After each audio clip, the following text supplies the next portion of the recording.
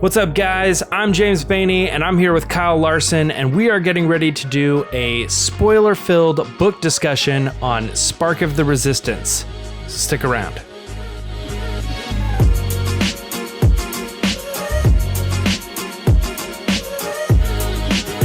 All right, Kyle. Hey, we're back, man, doing another book discussion. Well, how you been? How are you? I've been good. How about you? Lots to look forward to.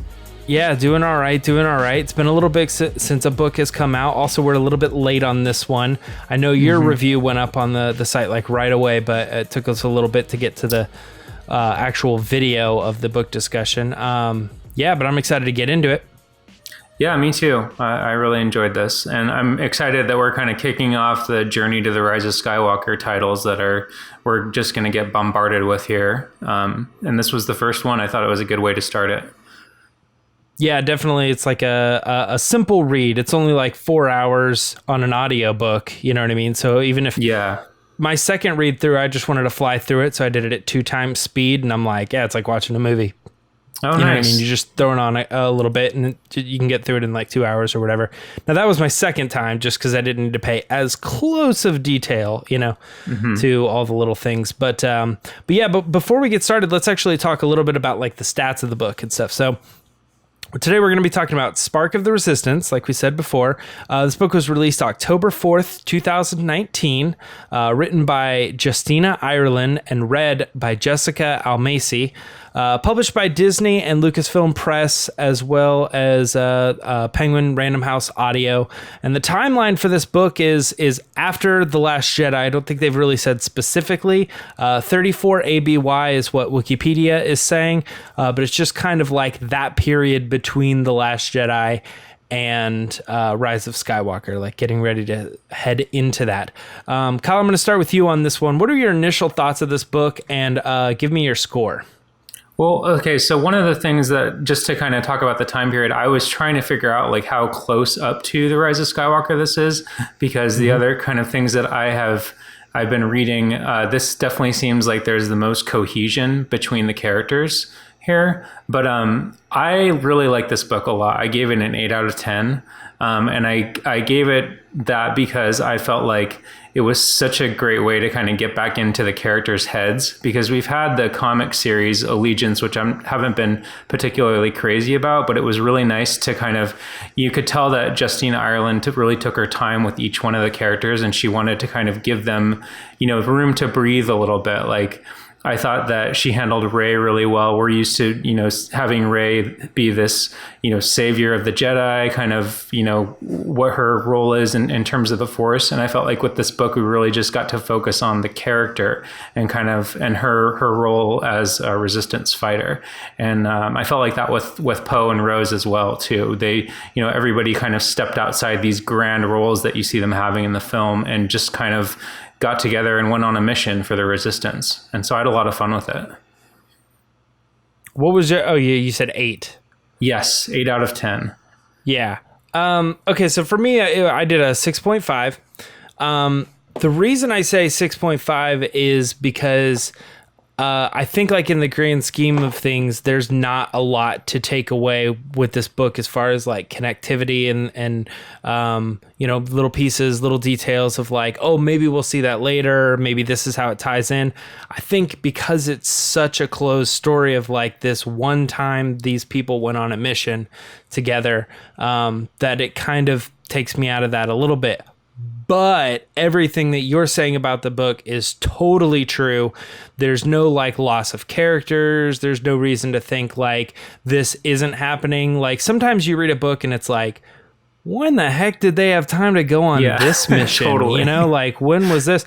And right now it's just like a total open space of like this year when when Rey specifically is like kind of trying to figure out her place in the Resistance, and she still is like connected to these people, Leia and Poe, and now Rose has been like bumped up as well. She's in that like close quarter high end crew, and they're all just trying to figure out their spots. And this is a perfect good example of exactly that. You know what I mean? Them finding their place and everything like that. But yeah, I think our next thing that we normally go to is like, where is it all going? And that was the thing for me, is I was just like, I said to you right before we started this, do you think we're ever going to hear about echo horn technology ever again? And it's like, probably not. And I think that's like a summary for this whole book, is like, are we ever going to revisit these characters, this planet, these aliens? Maybe? I don't know. What are your thoughts? Yeah. Well, I could see us going like back, like it popping up in the comics at some point, not necessarily like the point forward, past the Rise of Skywalker, whatever that ends up being. But I could definitely see it popping up in one of the comic series that's taking place during the original trilogy. Just because that backstory behind what Echo Horn was to the planet Minfar was such a huge impact on their culture, and it sounds like there's a real interesting story there, especially with, and we'll talk about the characters in a second, but with Glenna Kipp and how she kind of knows Leia, like in the, it turns out that she's known Leia for a while, and I think that there is a story there, but I don't, as far as like moving it forward, I don't think we'll get anything beyond that. So, That's exactly what I'm thinking, is like, I think sometimes these things were written into this story to be like, oh, I've known Leia for a long time. Like, oh, so you're kind of a spy. It's like, yeah, sort of, you know what I mean? It makes it seem like there's kind of been a relationship and there's other stories, but like, will an author really ever go back to tell that Glenna Kipp backstory? And it's like, yeah, probably not. So you're probably good assuming that this is the only time you're going to see a lot of these characters, whether they're like first order officers or anything like that. The only thing to me personally, like I kind of mentioned this before, I was like, the Zixon at the very end of the book, they're like, hey, you guys would be awesome resistance fighters. And Lim, which is like the main Zixon that we're kind of hanging out with, he says, yeah, actually some of our guys would love to help come and join the fight.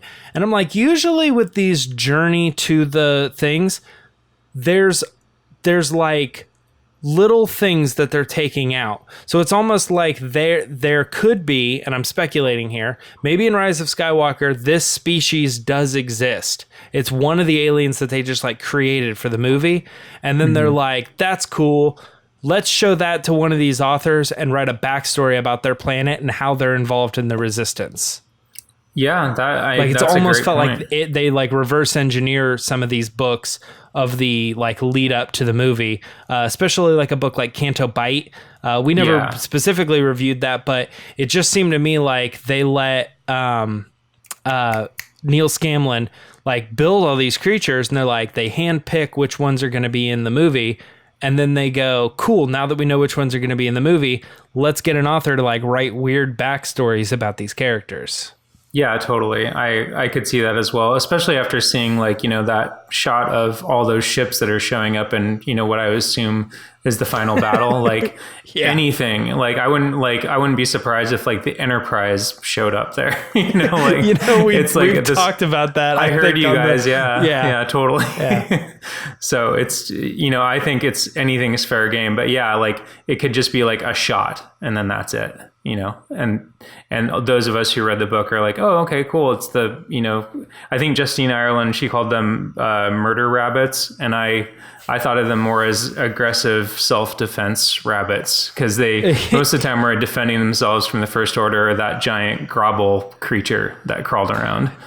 Yeah. And, I felt like these aliens were very Clone Wars era.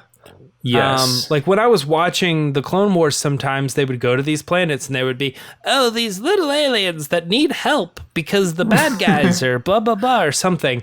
So this book reminded me of watching the Clone Wars television series. Yeah, that's a great point. It did feel like a really good episode of like Clone Wars or Rebels. And I haven't watched the Resistance that much, but the Resistance too. So yeah, I could definitely, I did like the idea, like approaching it like that. Like it's an episode, between these two films. It's just a snapshot of a moment in time when this happened. Yes. So yeah, and it's funny because I think like when you think of Star Wars, especially when you get into like all the comics or like what Luke and Leia and Han are doing in between the movies, it's like mission after mission after mission after mission. It's just like every single day they seem to be doing something else.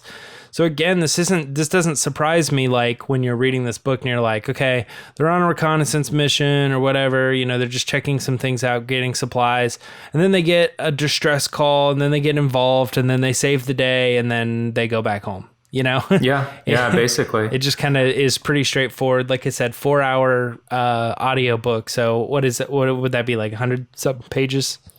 It's about 200 some pages, I believe. 200. Yeah, and it was a really easy read. I read it, you know, and like I made a pot of coffee and larger font, you know, double spaced. It's definitely, you know, geared towards younger readers. And there's some really cool Phil Noto illustrations in there as well. He's a artist that does a lot of the comics as well, and so there's some cool black and white illustrations in there. Not a lot, but a few. So it's that's a nice bonus. What did you think of Echo Horn? I thought it was cool, but I felt like I had seen it somewhere before. Like or not seen it, but I had heard of it in either in Star Wars or like in another property or another title. I thought it was a really kind of horrifying thing to learn about the Zixon and their history with the Empire, that they were, you know, basically these zombie or not zombie because they still knew what was going on, but they couldn't control, you know, they were subject to suggestion and could be kind of controlled by the Empire, and were just watching it all happen while they were basically slave labor for the Empire. So I thought it was a cool concept, but it seemed really familiar to me for some reason, and I still can't think of where I've heard of it before. To me, yeah, you're nailing it. I can't place a specific thing, but at the same time, it felt generic, Totally. in a way. Kind of a what if there was a device that could control people? And the resistance would be like, oh, that's bad. Nobody should ever have that. So they have to go and destroy the device. And that device almost seems like there was no backstory or really like any explanation of how that worked. It felt like it was magic, like, which was a little strange too. Like they call it the Echo Horn, and it uses sound waves to zombify or make people suggestive. But it does... like they even describe it at one point, like no bigger than a blaster with a couple buttons and knobs on it. You know what I mean? It's like, it's such a MacGuffin for the book. Like they're just trying to get this device back, and it's basically just a box. And then like at the end, when Poe finally does get it back, he just breaks it on the ground. And then like that's right. I can't think of his name off the top of my head. The First Order guy? Officer, Spiffs, Bran Wayne Spiffs. He wakes up later and it's broken, and he's like, no! And I'm like, you have all the parts. I'm sure somebody could put it back together. They were resourceful. Yeah. But then the ship blows up and everything, so I guess then maybe not. But no, I get that too. I would have liked to have a little more story about like how the Emperor came up, or, you know, how the Emperor scientists came up with it. And because it was kind of like the Empire landed, they built this thing, and that was it. What did they say that Glenna used to be part of the Empire? That was one part. Because she was the one that created the Echo Horn, and she said, I did it to enslave the people. And then I was like, forget that.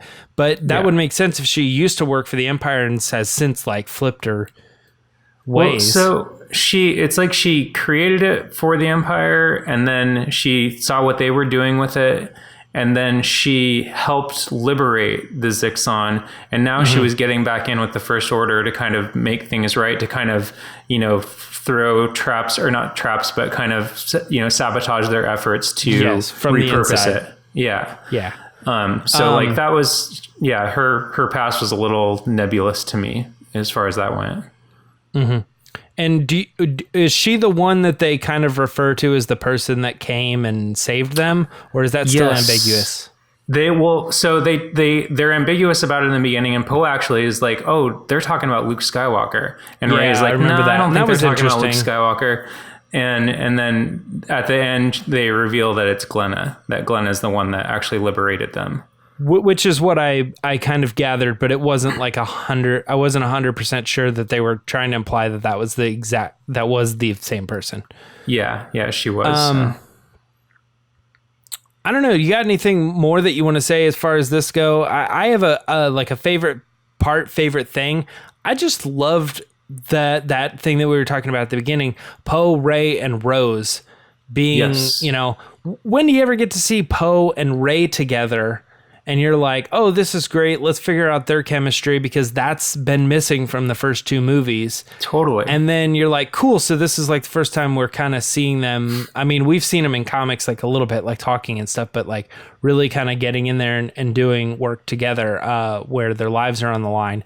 And then to throw Rose in there as well as like not Finn, not Chewie. You know what I mean? It's like this other character. You're like, whoa, we've never seen Rose mix with these people either, a little bit with Poe, but like that's it, So it really is a nice, refreshing read when it's like taking three random characters that you've never seen together and seeing how they like work together.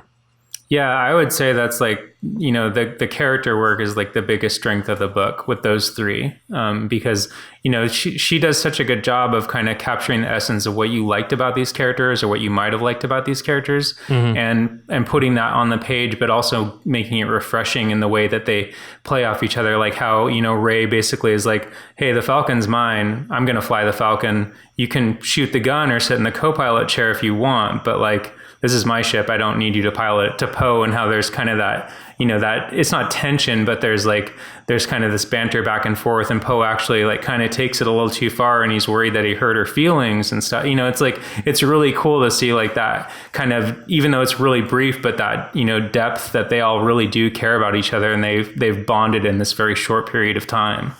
So it gives me a lot of hope for Rise of Skywalker and those kind of interactions too. Yeah, I wrote that down actually for the tidbits, Easter eggs, cool references.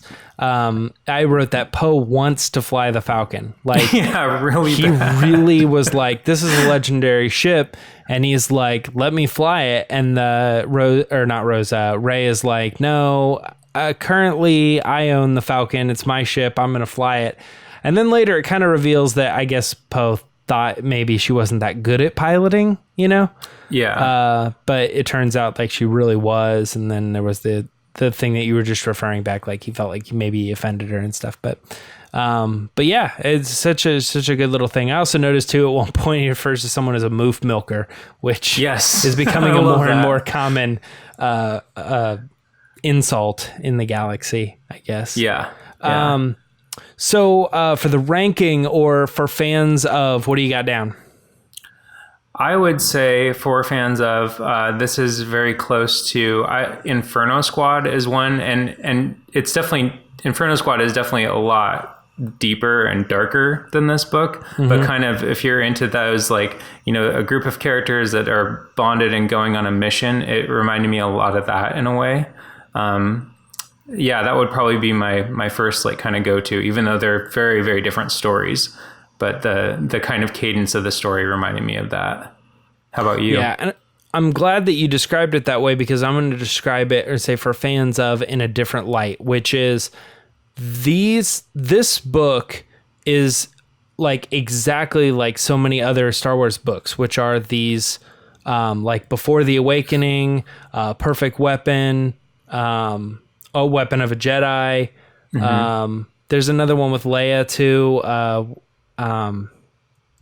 That one actually takes place between episodes Empire 5 and 6. Yeah. Yeah. Why can't I remember the name of that? But anyway, all of these books like have a very similar cover, and they read very similarly. So if you have read one of those books before, then you know exactly what you're getting into with this book. That's my opinion on it. Yeah. Yeah. Yeah. That's a great comparison. It is very similar to those. So, Don't expect like Force Ghost Anakin to show up, but you're going to get you're going to be entertained, or like a deep dive on, some thing about the Force. They talk. Rey tries to do this thing at one point. We've all read the book, right? Because it's a spoiler review, but like she's trying to do the like reach out, and it doesn't work. And then like later she kind of finds out that maybe it did work. And I don't know, it's kind of interesting like that, but it's all really surfacey stuff. It's not like in this book she can teleport, and then in Rise of Skywalker when she's teleporting, we're all like, we were there when she learned that. Totally. Yeah, I thought it was interesting though, like how they note that she's not, or how it's noted that she's kind of struggling with like how to use the Force and how to kind of tap into this power that she knows she's in touch with, but just she's not really sure how to harness it at this point. Which is smart, because that's exactly Luke's journey from like A New Hope to Empire Strikes Back. Yeah, it's that's funny. That he's like, I feel like there's some sort of connection to Obi-Wan and him, what he was telling me to do. And this is Rey saying like, I feel like there was some sort of connection with Luke and what he was telling me to do. It's just, but I'm still not really quite sure how to tap into it specifically. I mean, both characters go through that same thing, because they get like the crash course and then they're abandoned, and it's up to them to figure it out on their own. Yeah, I noted that. I put that in my notes, and I think I also said that in my review. It's very similar to Luke Skywalker's situation in the Marvel comics. But Rey seems a little more patient. Like she seems to accept that like, this is where I am. These are my limitations right now. And she's not, whereas Luke in the comics, he would get very frustrated and he'd kind of like ditch out of missions and things like that to go do what he thought was his Jedi stuff. But she's very much like, there's an urgency in her to stay with the Resistance and fight the First Order. And ultimately, I think she feels like that's what she needs to be doing right now. So it'll be interesting to see. That's one more thing that I would like to add too. Oh, sorry. What was that? Sorry, go ahead. I think we were kind of lagging up there. Oh, yeah. Yeah, I lagged for a second. But I was just going to say it'll be interesting to see where she's at in the Rise of Skywalker. And if, because at the end of this book, a fleet shows up, a Resistance fleet shows up, and in the Allegiance comics, there really isn't much for them right now in terms of the Resistance. So it makes me feel like we'll be meeting still very outnumbered and overwhelmed Resistance in the Rise of Skywalker, but maybe they'll be a little bit better equipped than they are in these interim stories, where it just seems like they're desperately on the run from the First Order all the time. The one thing that I was going to mention was that at no point in this book did she seem to give any sort of like pity towards Kylo Ren. No, it was every single time that he was ever mentioned, it was like, we can't let anything fall into the hands of that guy. That guy sucks. Like, yeah. There was no way of like, there was no like subtext to it at all, as far as, I wish I had a better understanding of what Ben Solo's true purposes are. It was just totally like, he's the bad guy. And it's interesting because of what we may speculate for Rise of Skywalker and coming off of Last Jedi, that when they're writing this book, it seems like authors always have their different perspective. This particular author, to me, felt like she was like not Ben Demshin at all. She was like, I'm writing Rey like she does not like the villain who is the leader of the First Order. Like, I got that for sure. Yeah. And I also think too that like these bigger themes and these bigger conflicts that Rey has to face, like right now, she's in the here and now, and she's not so much thinking about what came before or what's going to come next. It's more like, I have this job to do right now. Right now, I know that Kylo Ren is a bad guy, and so I'm going to focus on those things. And whatever ends up happening with these two, I don't think we're going to get any sort of answer until December, or really much of a hint. Yeah, absolutely not. like that's the movie right there. So yeah, there's not going to be a book where they have like a romantic meetup. No, like before the events of Rise of Skywalker. So, all right. Well, I think that's it then. As long as there's not anything else you want to add to that. Like I said, 6.5 just from the like tendency that I don't really know that there's anything here that is like a necessary read.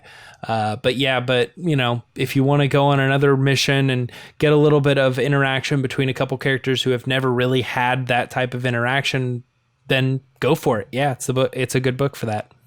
Yeah, I would say just go into it, thinking like you're going to have a really fun Star Wars story adventure with some characters that you love and we haven't really heard from that much since 2017. And especially after this trailer, it's probably a good way to kind of get reacquainted with these folks, because they are great characters. So, yeah. Yep. All right, absolutely. All right, well, that's it. I think our next up on the list is going to be Resistance Reborn.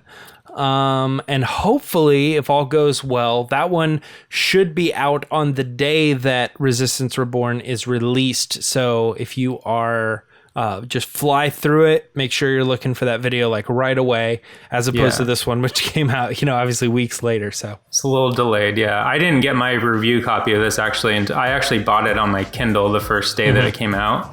And I didn't get my review copy for, I think, like a week after it came out. So yeah, I got lucky with Resistance Reborn. So finished that today. Well, cool.